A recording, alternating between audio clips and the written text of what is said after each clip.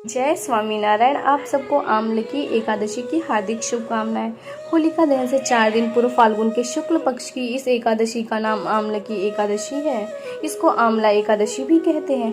इस दिन आंवले के वृक्ष में भगवान का निवास रहता है, इसलिए आंवले के वृक्ष के नीचे बैठकर भगवान की पूजा करने और आंवला खाने दान करने का विशेष महत्व है।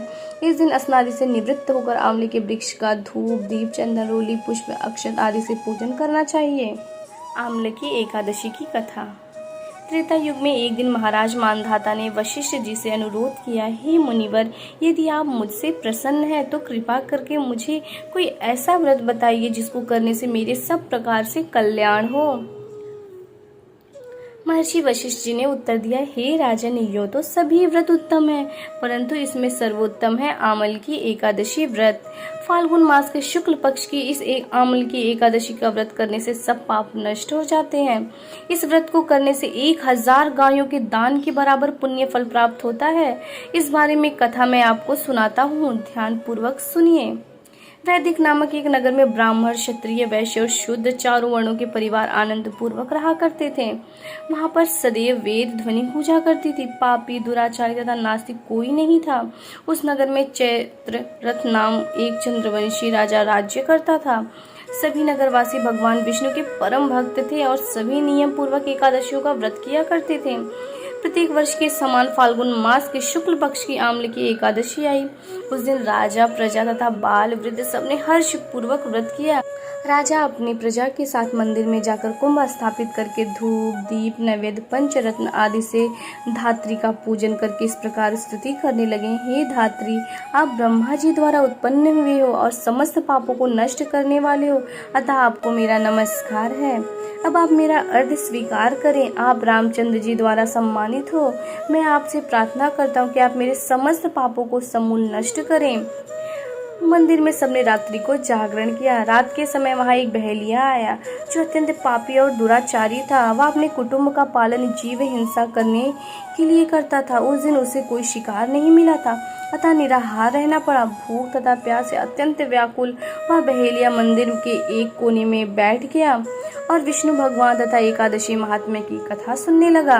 इस प्रकार अन्य मनुष्यों की तरह उसने भी सारी रात जाकर बिता दी। प्रातः काल घर जाकर उसने भोजन किया। कुछ समय बाद बहेलिये की मृत्यु हो गई। आमल की एकादशी का व्रत व जागरण करने के कारण उसके अगले जन्म में उसे बहेलिये ने राजा विदुरथ के घर में जन्म लिया। उसका नाम वसुरथ रखा गया। युवा होने पर वह चतुरंगिणी सेना तथा धन धान्य से युक्त होकर 10,000 ग्रामों का पालन करने लगा।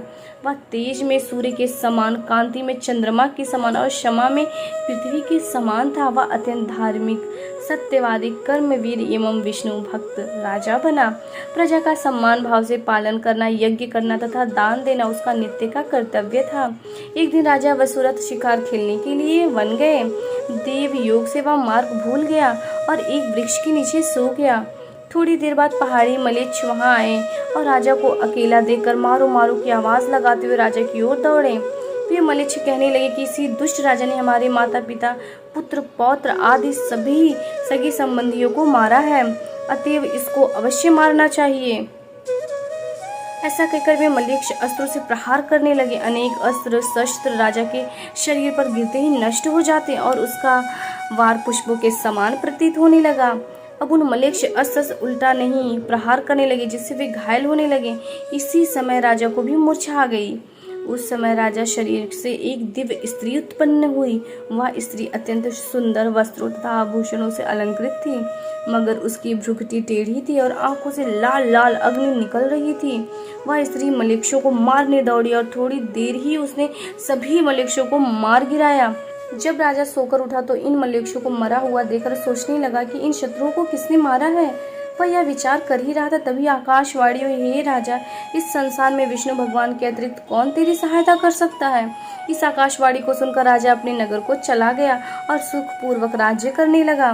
महर्षि वशिष्ठ जी आगे बोले, हे राजन, यह आमल की एकादशी के व्रत का प्रभाव था। जो मनुष्य इस आमल की एकादशी का व्रत करते हैं वे सभी कार्यों में सफल होकर अंत में विष्णु लोक को प्राप्त हो जाते हैं। एकादशी पूजा विधि। सुबह जल्दी उठकर स्नान आदि से निवृत्त हो जाएं। घर के मंदिर में दीप प्रज्वलित करें। भगवान विष्णु का गंगा जल से अभिषेक करें। भगवान विष्णु को पुष्प और तुलसी दल अर्पित करें। इस दिन व्रत रखें, भगवान की आरती करें, भगवान को भोग लगाएं। इस बात का विशेष ध्यान रखें कि भगवान को सिर्फ सात्विक चीज़ों का भोग लगाया जा सकता है। भगवान विष्णु के भोग में तुलसी को ज़रूर शामिल करें। ऐसा माना जाता है कि बिना तुलसी के भगवान विष्णु भोग ग्रहण नहीं करते। इस पावन दिन भगवान विष्णु के साथ ही माता लक्ष्मी की भी पूजा करें। इस दिन भगवान के नामों का अधिक से अधिक जाप करें। ऐसी ही और भक्तिमय कहानियाँ सुनने के लिए हमारे चैनल को सब्सक्राइब कीजिए। धन्यवाद। जय स्वामी नारायण। दास ना दास।